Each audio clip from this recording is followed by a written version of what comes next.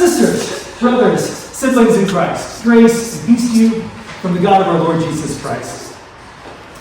Today's sermon, as you might guess, is going to be a little bit interactive, at least at the beginning part. So, a question for you.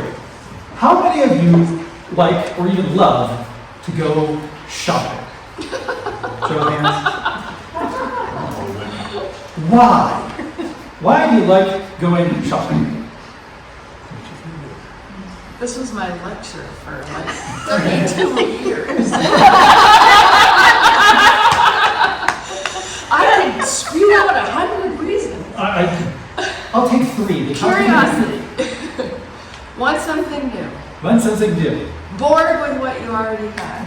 Bored with what you already got. Like to see what's out there. Like to see what's out there. Lifestyle changed and you needed something different for something new. Yes. It's air conditioned. Air It's air conditioned. The adrenaline surge is getting something new. Getting something new or finding a bargain. Yes. We need something for special. Needing something for a special occasion. I know some people go, they don't care about the shopping, they just go to be able to people watch. Yes. That's the air conditioning thing too. Yes, the air conditioning thing. Yeah. Or you buy something new in order to feel new. And then, Chris, as you pointed out, there are hundreds of reasons. So, now the question is how many of you hate to go shopping? I live with one. I don't care for it. I don't know if I hate it. Yeah. You like to Maybe order hate is a slight overstatement. Dislike, don't care for it. And why not? crowded. You're dealing with crowds, yeah. Sometimes it's hard to find what you're looking for, especially clothing, for me. The challenge is that finding what you're looking for that tells you you maybe don't belong. Yeah. Oh, definitely. You need to read Paco Underhill. He'll tell you 109 reasons why to do this, or why people don't like to shop. Some people hate to spend money. Yeah, well, that too. Or it just feels like you're going out, you're having to do a chore. It's not like something you want to do or like to do, it's just something you have to do, and therefore. So, having thought about that, so why do we go shopping then? To save money. It's your savings day. And fries. At its core, why do we go shopping? You need something. Yeah, you either need something or You want you want something, right? Right. So why then do we do, in some sense, anything at all? Be that shopping, work, eating, sleeping, playing, worshiping. Why do we do what we do? Make us feel good. Make you feel good? Necessity. Necessity? Oh, wanting to. Or wanting to? Sense and purpose. I'm going to be crass and say it's self-preservation. Now, that should not necessarily be understood as something bad. I mean, we're all hardwired for self-preservation. I'm not knocking it, but at its base core, most of the things that we tend to do for self-preservation, for survival. Now, is that shocking to us? Maybe that depends on how high of an opinion you have of yourself, or whether you're more evolved or something like that. But I think in our base humanity, it's for self-preservation, to sustain life. But at the exact same time, when I put it that way, it sounds like, well, there's more to life than just basic survival. I mean, there needs to be something more like finding a sense of fulfillment or purpose, to be the most authentic in the way that you can truly be your most authentic self, whatever it is for you personally. And philosophers have a phrase for that. It's called the search for the summum bonum, as they say in Latin, the greatest good. Or maybe we would put it another way, the best of the best. Jesus understood that about us humans. And he called that greatest good the kingdom of heaven. Or maybe the reign of heaven, depending on which translation you want to put. But to clarify what he meant, Jesus ended up telling all sorts of different parables. Sometimes the kingdom of heaven was like a mustard seed, or yeast, a net, a wedding banquet, He picked all sorts of different parallels from our life, things that people would know. Two of the parables that we heard today began, one was like this: the kingdom of heaven is like treasure hidden in a field that somebody found. Now, for us, we tend to think of like movies and there's a map and it marks X for the treasure. But things like that didn't really happen then. To wind back 2,000 years, to remember that if you had treasure, something that was very valuable, there were no banks, there were no safety deposit boxes that you could take it to and stash it. If you wanted to protect your valuables, something important to you, from thieves or invading armies, everybody knew that the safest thing to do was to go and bury it. Now, of course, if you didn't tell them anywhere you buried it, because you were trying to keep it a secret, and you died, nobody would know where it was. Or maybe you passed it on to somebody who then died before they passed on the information, and so it gets lost to history.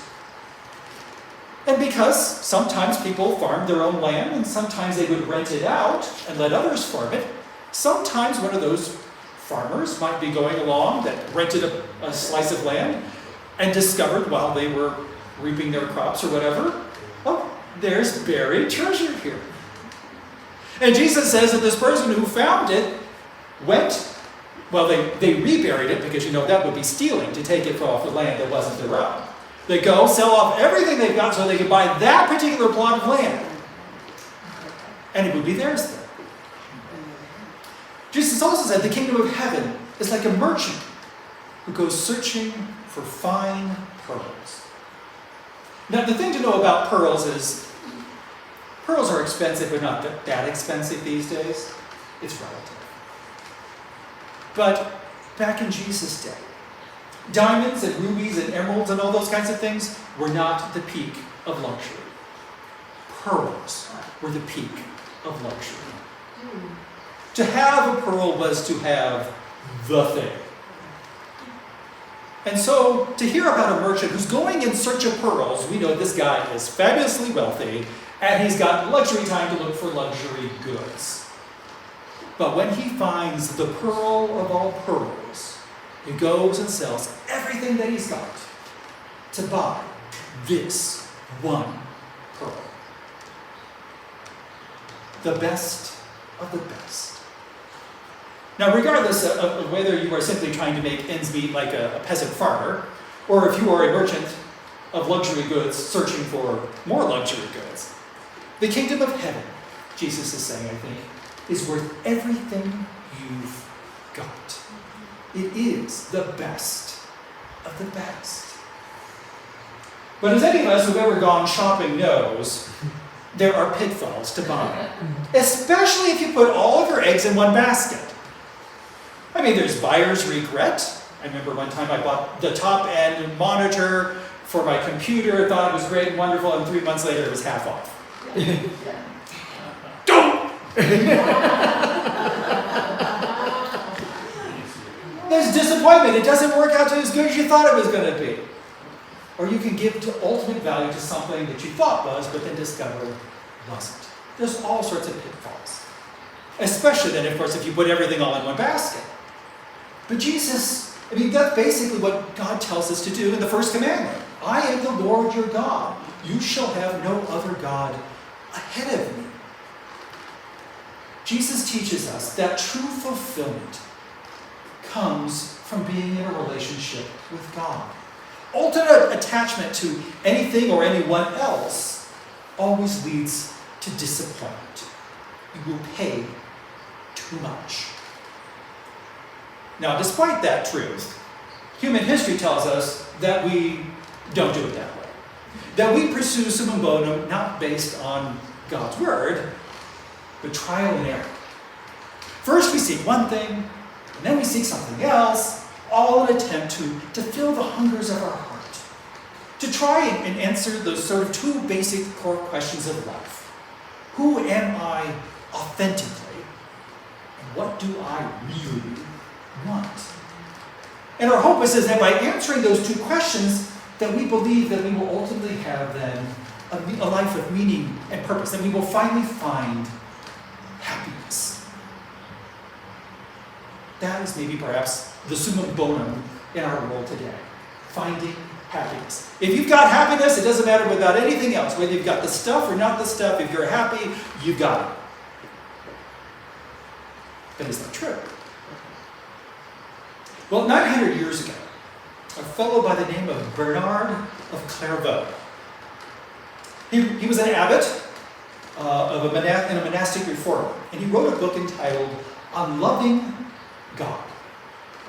And basically, he shared his observations of monks and nuns trying to seek the greatest good, which was not automatically God, which is what you might think, even though they were monks and nuns. But over 40 years of ministry, he basically observed that humans tend to grow and mature, hopefully, through 4 stages.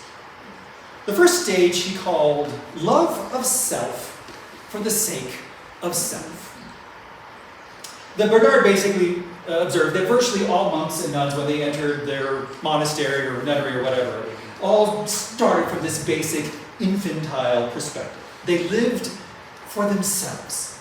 They were selfish, narcissistic, egocentric. Their lives revolved around the trinity of me, myself, and I.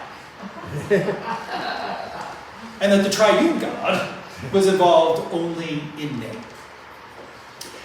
But he also observed that there was a point that, fortunately, where most of them woke up to the reality that there is more to life than just themselves. And so there was this second stage. Love God for the sake of self. People realized that life had greater value by being in relationships with other people, including that great other with a capital O, God.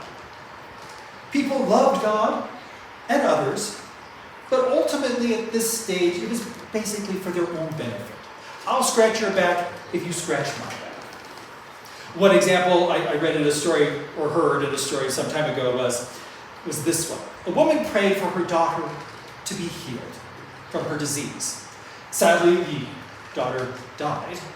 But because God did not answer the woman's prayers as she wanted God to, namely to say that she wanted her daughter alive now and not in the resurrection, she, as the speaker put it, broke off diplomatic relations with God. In truth, the mother wanted a genie and not God. She wanted to be able to summon God up, do her bidding, and then move on with her life. And while it was technically less selfish than stage 1, this second stage is still kind of manipulative and utilitarian. He observed that a lot of people got stuck here because to go to the third stage required a pretty significant leap of maturity. And he called this third stage love of God for the sake of God.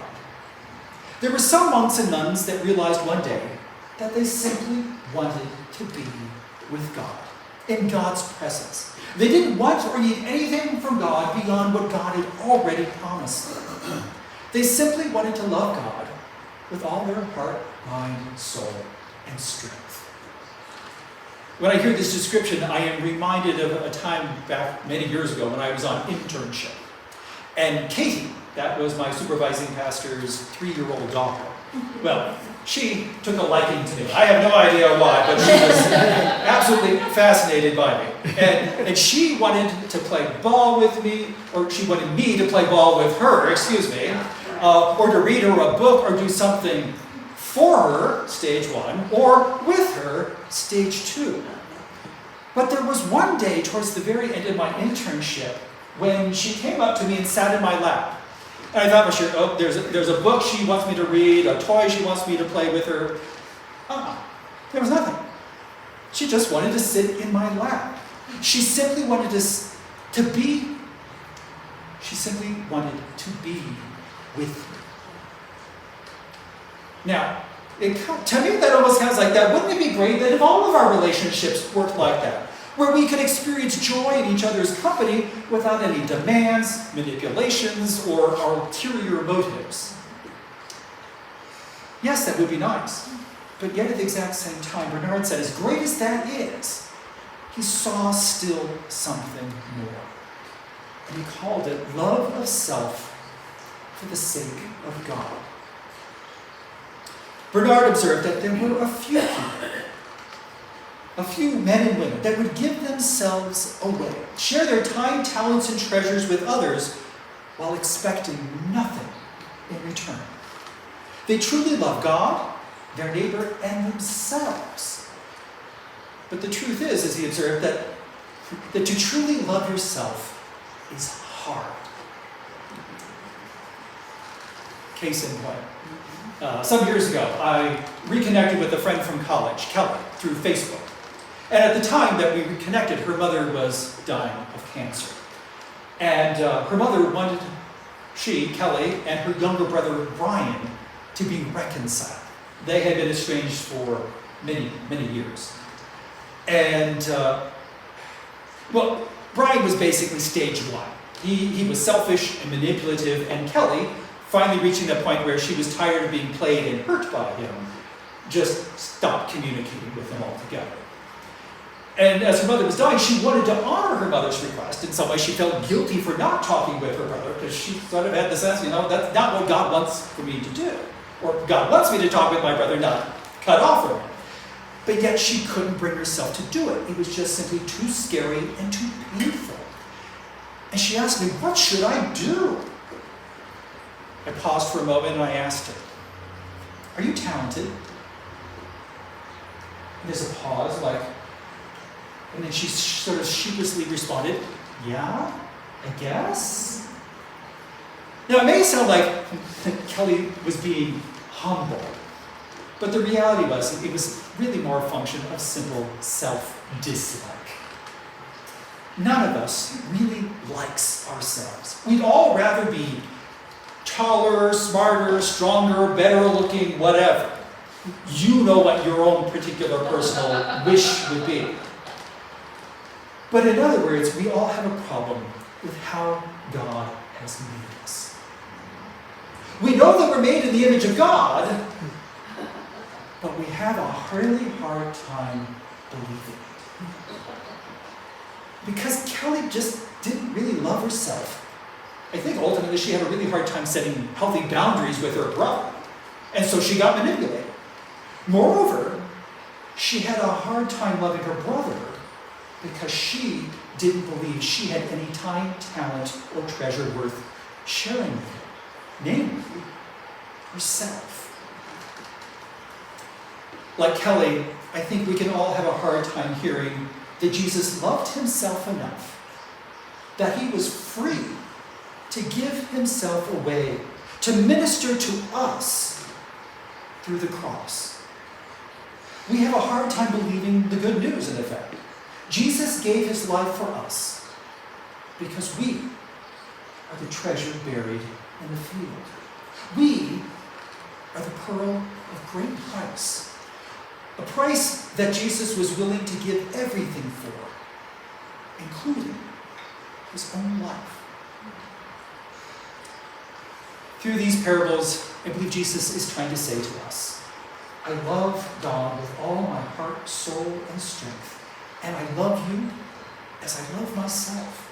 I love you so much that I have joyfully laid down my life for you, so that your life, so that your true self may not be merely preserved or simply survive, but that you may have the joy of sharing the treasure that is your authentic self with others, including God, both now and forever. Amen. Amen.